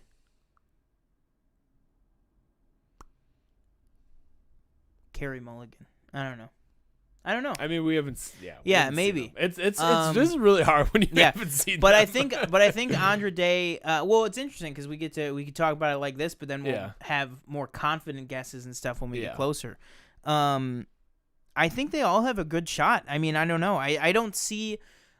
It's not like the year that like 3 Billboards came out where it was like, oh my god, it's gonna be Frances. Like if it's anybody else, they made a terrible mistake. Like right now, I mean, I don't know. They all kind of seem like they have their advantages. Like Viola Davis is Viola Davis. Like I mean, what can you say? She's been nominated a bunch and stuff. Frances McDormand as well. And then Andra Day, she is newer, but she has a ton of buzz. She's coming off winning the Golden Globe. But then again, last year, Awkwafina won the Golden Globe Right. and Wasn't wasn't even nominated.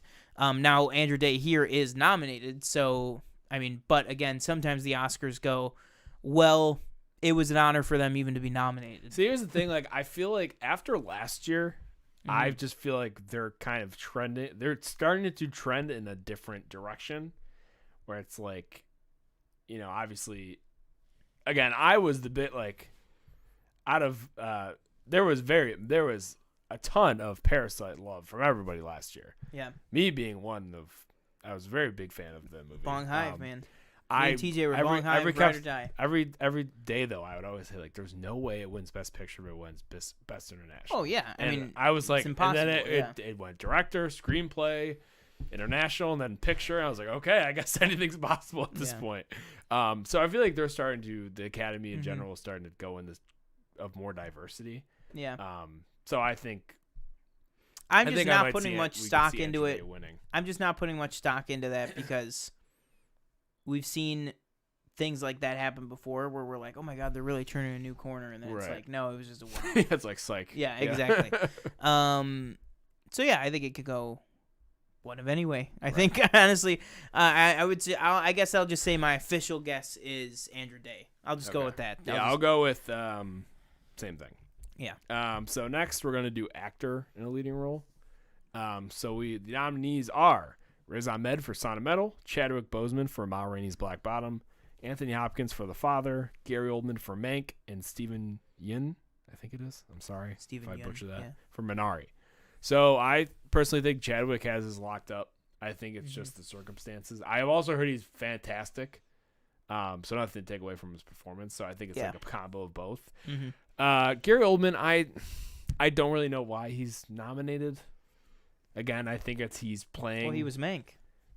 Yeah, I think it's that. I think he's playing this person that he co-wrote. Yeah. Citizen Kane. So we have to vote for it, or we have to nominate it.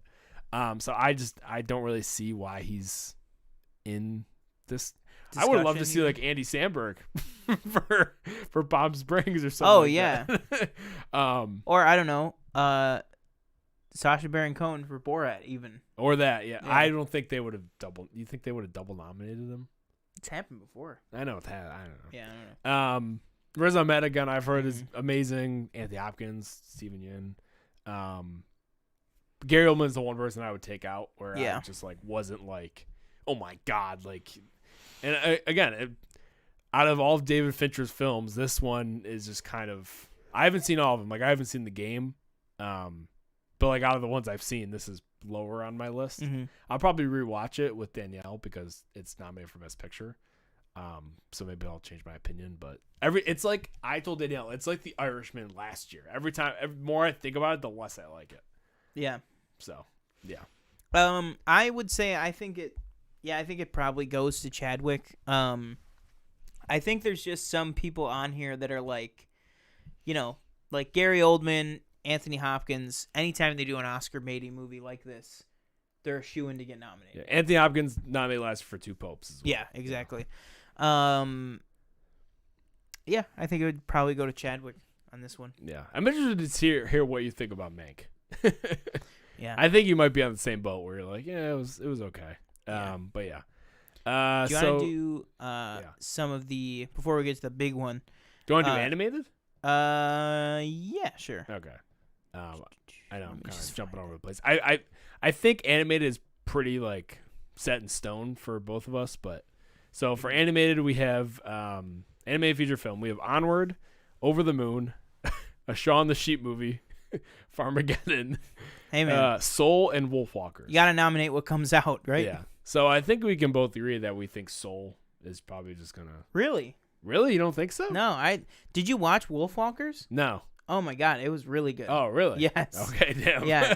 And no, it was just really good. Like, you know how much I love Togo. Right. Like that. I just let. No, I'm just kidding. I haven't seen it. I don't know. I've heard Wolfwalkers is good though. I would say. Are we doing what we think or what we want? What we think. Yeah, I would say Soul. Yeah, I think Soul was just like. I think Onward has the closest second chance. No, yeah.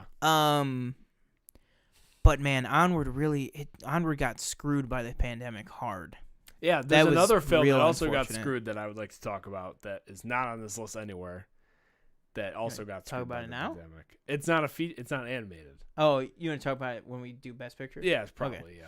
Or even even actress going back, Invisible Man. Doesn't even exist. Well, what? We don't have to talk Elizabeth about that. Moss. She was very good in that. She was okay. I guess I liked. I had problems with it. Like the ending was more like, oh, that wouldn't. I'll say this: the fact that movie is nowhere on this list, I would think is a mistake. Yeah. Even Palm Springs. Give Palm Springs some love. Kristen Milioti. Also, my thing is they only nominated 8 movies. Yeah, isn't it like 10 is the... 10 is the... Just give them... Yeah. Just throw 10 on there. I don't see why it matters. Yeah. You've nominated worse movies for Best Picture before, so I don't understand what the big deal is. You've given worse movies Best Picture before. Yeah, I would have loved to see if we're not there yet, but for Best Picture, I would have liked to see like Invisible Man and like Palm Springs, something like that on there. I mean, I can't even think of like what else came out this year. Was Palm Springs nominated for a Golden Globe? Yeah. Oh, the big snub. Well, we'll get to it. Get to it. All right. So I think Soul. Are we in agreement? That we think I think it'd be Soul. Yeah. Let's do next. Hang on. Let me see what I have. Oh yeah, let's do some of these. Let's do a little bit of. Oh, this is is what I want to talk stuff. About. Oh, okay. Technical. Okay. Oh well, I mean, this as well. Okay. We could talk about this right now. So. And then I have this one right after it. Okay. All right. Which one was it? Sorry. That and then that. Okay. Yeah. So Danielle sent me this tweet. Where is adapted screenplay on here? I hate that they went back to the 10 movie noms. Oh, no, but they didn't go. They only nominated 8. They didn't even nominate 10. They just have. They can nominate between 5 and 10. But they went low this year. I don't know. I mean, I get that not much came out, but there's still quality stuff that came out. Hell, honestly, I'm gonna say this right now. Screw Invisible Man. My 9 and 10 would have been Palm Springs and Gentleman. Where's anything for The Gentleman? What do you mean? Guy Ritchie's an Oscar level filmmaker. I didn't say he wasn't. I just didn't think. I mean, I liked The Gentleman. You thought Invisible Man was a better movie than The Gentleman? Yes. I liked. I don't know if I can get behind that. You didn't like Gentleman? I liked it. I really liked Invisible Man. I liked Gentleman. See, I'm the complete opposite. I loved Gentleman. That was in my top 10. I don't know. I mean, I think Invisible Man was in my top 10 again. too, but same. Yeah, but the thing with Invisible Man is the ending for me was a little, weird. So Danielle sent me this tweet, and this person said, speaking of screenplay, The Godfather was the first movie franchise to have first and second films both nominated for Best Screenplay. The second movie franchise? Borat.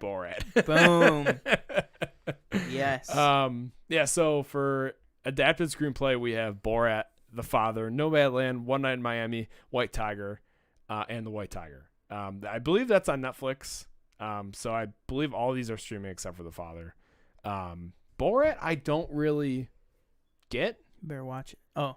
It's not. Yeah, it's a weird category to choose. It's not like. What's it adapted from? It's not a book. I mean, I think they're trying to say that it's technically like adapted from like the Ali G show, like back in the day, because Borat was a character on the Ali G show. So it's, gotcha. But it's like that's like a weird thing to say. Like you wouldn't say, like let's say Avengers Endgame got, not. Oh well, never mind. Well, okay. If comic books didn't exist, okay, Avengers Endgame is not a good It's not a good example because that would be adapted screenplay, as we saw with Logan. Logan was nominated for adapted screenplay back in the day. What is something? I don't know. What's a movie franchise that's not adapted from something? Okay, let's say Knives Out 2, right? Let's say Knives Out 2 comes out, smash hit, just like the first one, great movie. And let's say they wouldn't nominate that in adapted because it's based off the original movie. Like, how does that work? Right.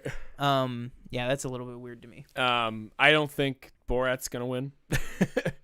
If I had to bet, which I'm not going to do, if I had to bet $1, so if I'm losing, I'm not losing that much. I'd probably go. I haven't seen White Tiger. I don't know like how it was received or anything. Oh, there we go. Oscar rules are that a sequel is considered an adaptation of the original film. Oh, well, I guess that's what it is then. Wow. Even though most of it is I wouldn't consider it an adaptation, though. I would consider it like a derivative of. Yeah. Which I guess they are using that as the same term. I'd probably go. Oh, man. I think I'm just going to go with One Night in Miami because I've heard that the conversation between all the characters and everything is fantastic. And it's based off like a stage play, if I recall. Gotcha. I believe. If I had to do a follow-up, I'd probably go like The Father because, again, it seems like a very conversational type film. Yeah. Like even again, Nomadland also is. But yeah, I'm gonna go with One Night in Miami. I'll probably change that once I see all these. But yeah. Boom. I would say right now, I would say Nomadland. But like you said, maybe One Night in Miami, just because I think it's gonna get like close to shut out. It'll be I think it's gonna like so maybe they give it this because they're like, well, we didn't really do much else, right? But that's a maybe. I mean, I don't know. I mean, obviously we've said how many times we've said at this point we haven't seen One Night in Miami yet, but everybody says it's fantastic. Everybody says top to bottom the production was incredible. So maybe they give it to this. Maybe this is where they give up a little bit of real estate and then, kind of let the other categories go to some other films. Right. But who knows? Yeah. So what do you want to do next? We can hop over to this one. Original screenplay. So for original screenplay, we have Judas and the Black Messiah, Minari, Promising Young Woman, Sound of Metal, and Trial of the Chicago 7. I will say right now, I think they're going to give it to Aaron Sorkin. Really? I think Aaron Sorkin has been shut out. Do you think he'll win this and then not director? Because he's nominated for director. Oh, crap. He is nominated for director. So Aaron Sorkin is like newer to directing. Right. I think... Okay, I will have to circle back. I think he is going to win one of them.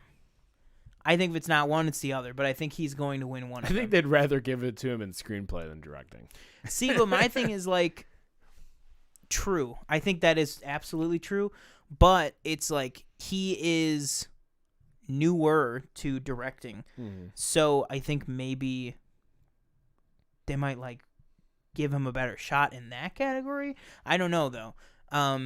But my gut is telling me I think they're going to give it to Aaron Sorkin. That's the like quality of the film aside. I think just based on what I've seen so far, I think the screenplay for Trial was probably better than for Judas and the Black Messiah, which is interesting because it's very similar subject matter. They even share one notable character.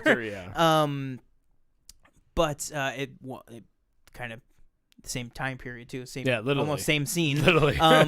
But I think the script was tighter on Trial of Chicago 7, and it's Aaron Sorkin. Yeah. And I feel like Aaron Sorkin hasn't won in a hot minute. I feel like it's been a while, if he has ever won. I can't even remember. He's won for Social Network. Oh, yeah, like 13 years ago. Yeah, so I think maybe they might give it to him because this really was really, really good. Yeah, to me at least. Yeah, I think I probably have to agree with you. I think they'd probably give it to him in either or. Again, I just feel like if I had to guess, I'd feel like they'd rather give it to him in screenplay than director. Yeah. Too much real estate. Yeah. In director. Again, like I think Judas doesn't have like it's not bad screenplay or anything. I think it's boosted up more by its performances, if anything. And again, I haven't seen Minari, haven't seen Promising Young Woman, haven't seen Sound of Metal. Yeah. Minari could be like the sequel winner to Parasite. Yeah. Where it does like the it's a Korean film. You know it's American. Is it because it's made in America? Like internet. Well, it wasn't nominated for international. That was my point. That's why I was like, oh, no, because it was just an American production. Oh, okay, so okay. That was the opposite of the Golden Globes. Remember, the Golden Globes nominated it as a foreign film. Oh, and everybody was like, "What?" Yeah. It's made by it's everyone in the production is American. They're just playing people from Korea. Gotcha. Like okay. what? Like I didn't know that. What is the and they're like, no, it's a foreign film. Yeah. Yeah. Well, they're all believe white me on that panel. Yeah. So. Oh yeah. If you want to talk about how bad the Academy Awards are, the Hollywood Foreign Press Association is one of the worst organizations. Like after the Golden Globes, they were like, because they had Amy Poehler and like Tina Fey, like, we were always striving to, they're always striving to make the Hollywood Foreign Press Association a more inclusive, whatever. Somebody was just like, you just need to blow it up and start over again. Like I call it the Zemo approach. You know what I mean? Like you gotta it's gotta crumble from within. You can't just keep trying to change it from the outside. You can't. Mm-hmm. There's too much rot in the middle. So next, did you want to talk about this? We can talk about them. I've only heard of the one for the Denmark. Yeah, one. like we're going to talk about the international feature film. These are complete guesses. They're complete guesses because also I will say this is not even just because we haven't seen them or because we haven't heard of them a lot. There is not a Parasite on this list this year. Yeah, like none of these movies had a big breakout buzz or talk or anything like that. Maybe no pandemic possible. Oh yeah, because you would have had smaller art houses open and stuff to get the word out and stuff. So we have another round from Denmark, Better Days, Hong Kong, Collective, Romania, The Man Who Sold His Skin, Tunisia, and Quo Vadis Ida out of Bosnia and Herzegovina. Wow. I think another round is going to take those Herzegovinians, Yeah, they make some good films. I think another round will take this. That's the one I've heard the most about. That is the one I've heard the most with about Mads as well. Mikkelsen. Yes, that's the one I've heard the most about, and it's got Mads Mikkelsen in it. Yeah. That's like a name. Movie that's a name that the sometimes honestly I hate to say it, but it really feels like the Academy members just go, well, "That's a name I know." They go, yeah. Mads Mikkelsen. Because everybody always says and I would agree. There's no way that everybody watches every single movie. No, there's just which no is way. terrible because that's literally their job. That's literally their job. Most of them, that's their only job. All they do is they work at the Academy. Yeah, I don't know if I'll check out all of these. I definitely want to check out another round. Mm-hmm. But again, I don't know. Is another anything. round on streaming? I don't think so. Because I'll check out a Mads probably Mikkelsen VOD. movie any day. It is. It's on Hulu. Oh, there you go. Okay, cool. Boom. I might watch that tonight. Yeah. I might watch another round tonight. I'll take another round. I'll watch another round. Yeah, I'm just gonna go with another round. Yeah. I think like you said, I think it is the one that I've heard the most buzz on. Now Parasite buzz up here. Oh, where am I? There we go. Yeah. Parasite buzz up here. Another round buzz down here. But everything else is even lower. So it's minimal buzz, but that's the only one I've heard of. And like you said, Mads Mikkelsen. He's a marquee name. He's a big Hollywood name. Attached to it. Yeah. So we can see. This we don't have to these. We're not gonna do all these. Yeah. This one I want to talk about. Cinematography. Cinematography. I definitely want to talk about. So, interesting year for cinematography, I will say. So we have Judas and the Black Messiah. Yeah. Mank, News of the World, Nomadland, and Trial of Chicago 7. News of the World is that Tom Hanks movie. Yes, it is. Mank. I don't understand really. Mm-hmm. I wasn't really wowed, but there's this one shot that's really cool. It's this. It's kind of shooting over as this character's leaving, and it's this big kind of just desert plain looking, and it's I think there's a sunset. It's black and white, so honestly I don't really remember. But other than that, I was it's shot just it's just shot like a pretty movie. Yeah. This one I'll say I have the most experience. I haven't seen all of News of the World, but I stood in for a lot of it. I'll say I won't dox myself for my work habits too much, but I saw a good amount of it, enough to understand the cinematography. Premise. Oh yeah. The cinematography in News of the World, the movie was whatever. It's okay. It's Tom Hanks, but but the cinematography was very, very good in News of the World. That being said, I think it should go to Nomadland. I would agree with that, yeah. Trial of Chicago 7, I don't really get. Trial of Chicago 7, like, it's just different. It's just a different type of cinematography because it's apart from some scenes towards the end at, like, the bandstand and stuff, with, like, the big crowd, it's mostly an indoor movie. Yeah. So it's like, I feel like now cinematography, obviously, you don't need to have, like, sweeping landscapes or something. Like, that's, like, the easy shit to do. But that being said, Trial of Chicago 7, I think, does deserve to be nominated because that was a beautiful movie. I mean, granted, it was Netflix, like, it was, so we watched it on our TVs, but it was a very, very pretty movie. But I'm going to give it to Nomadland. I think that's what should win. And now, granted, obviously, I just kind of contradicted myself because Nomadland is full of sweeping landscapes and like beautiful shots of the outdoors, but they're highlighted in a certain way that the nature that they document, and that does go to Chloe Zhao's directing as well, not just the cinematography, but the way that movie uses kind of the natural landscapes to kind of invoke what the main character is going through, I think kind of sets it apart from the other ones, especially towards the end. Some really, really great stuff in Nomadland. What do you think? I would agree with Nomadland. You agree with Nomadland? Yeah. Okay, cool. Next. Let's see. I think we might be... we could talk about this. Okay. So next we can talk about the best visual effects. So we have Love and Monsters, Midnight Sky, Mulan, One and Only Ivan, and Tenet. I have seen none of these. I have seen one of these. Which is... The One and Only Tenet. Ivan. Oh. No. You haven't seen that. We still haven't seen Was that Tenet. on Disney Plus? Yeah. Mm-hmm. Okay. Yeah, it's like the Sam Rockwell, Bryan Cranston zoo movie. Yeah. Yeah, I mean, I think the visual effects in that looked really good. I think what they will give it to is Tenet. I would agree with that. Is this the only thing it's nominated for? Christopher Nolan does Explosions good. Yeah, is this the only thing it's nominated for? It is nominated for something else, too. It's probably sound design. Yeah. I think so. Oh, well, actually, you know what? Let's actually circle back and talk real quick about... Oh, no, it's not sound. Excuse me. Yeah, I was going to say, let's actually circle back real quick and talk about... it's nominated for production design. Oh. Let's talk about sound real quick. We don't have to go over like the nominees or anything. I just want to talk about the category itself.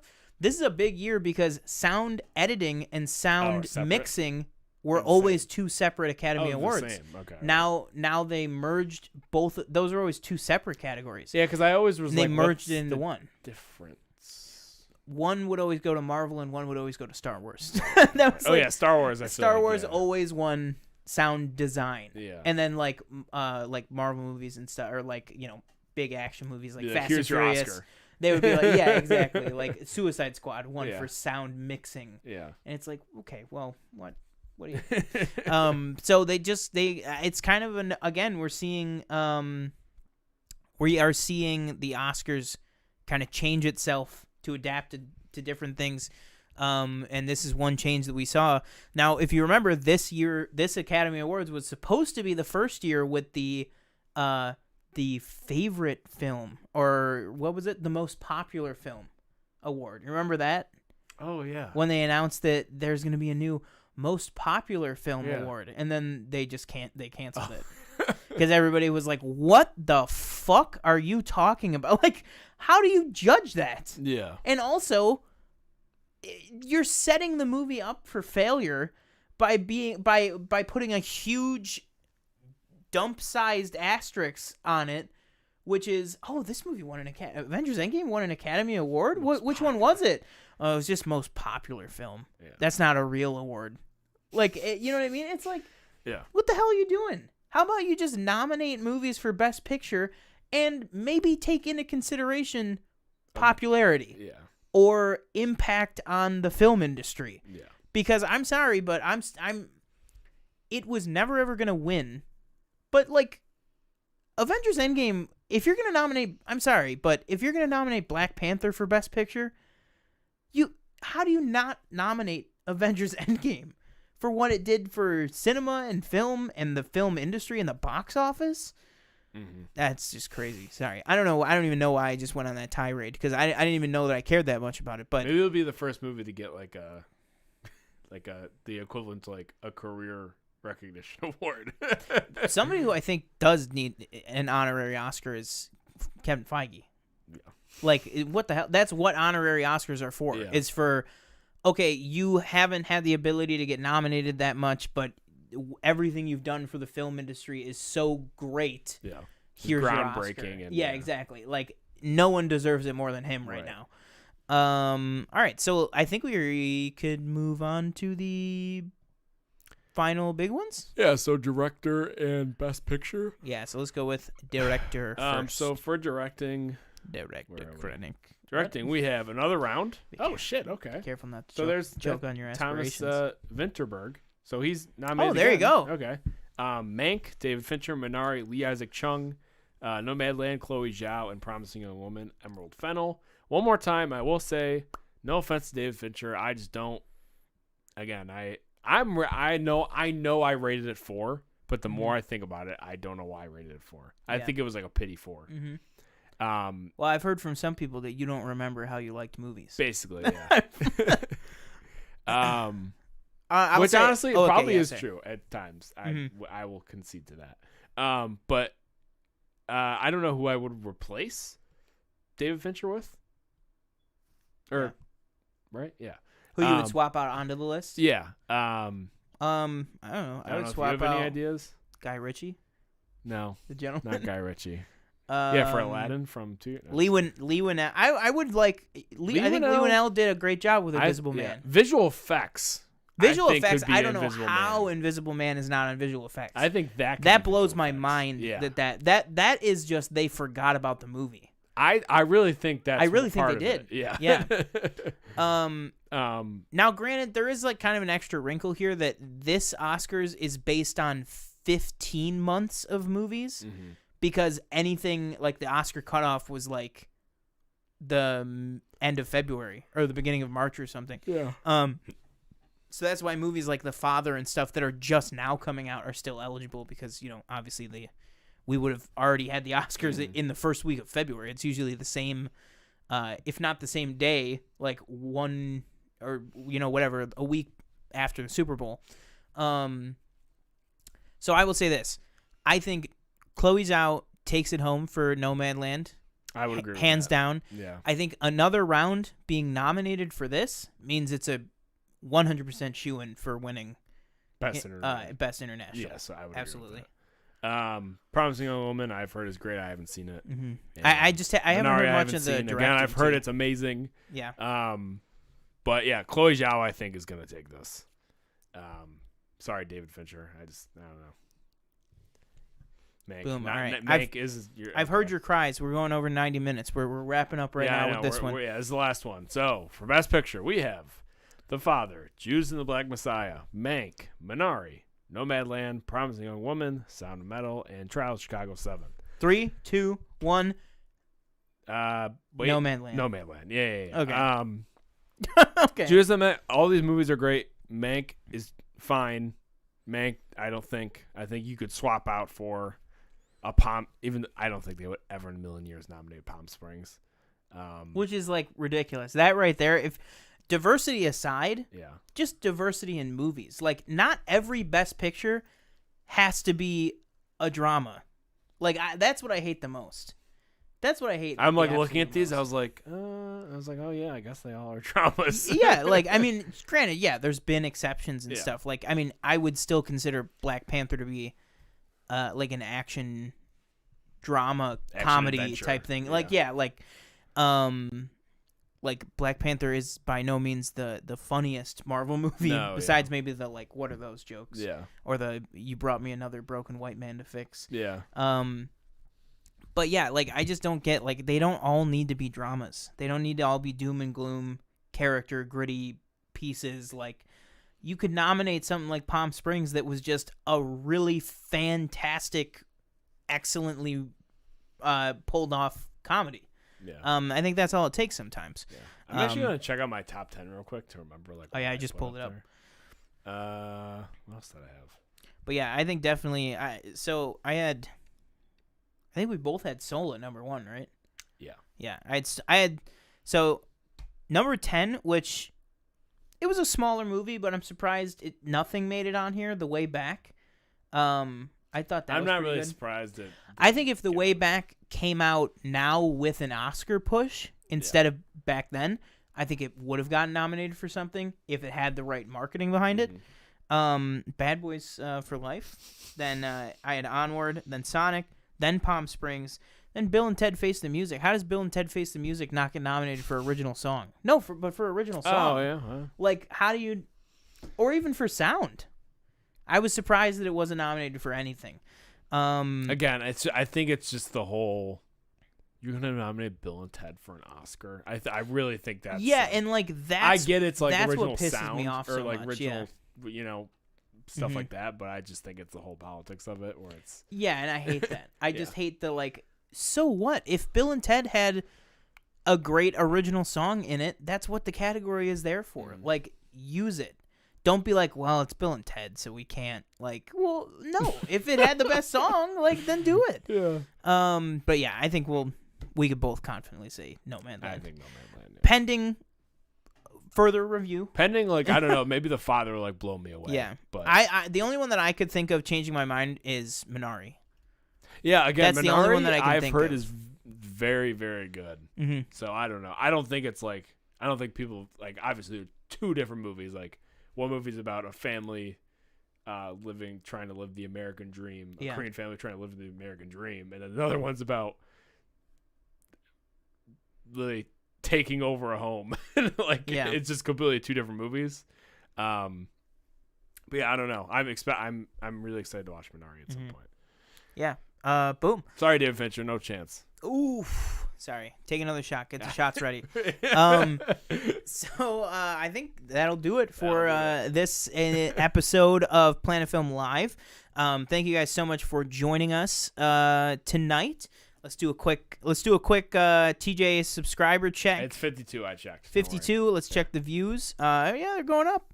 Oh, Snyder Cut, almost to 60. Nice. Yeah. Boom. So yeah, we're making moves out here, and you guys could be making moves too. Check out. You can scroll up in the chat to get the link to the giveaway. We will also be posting that video on the channel tonight, possibly. Yeah, I think tonight actually.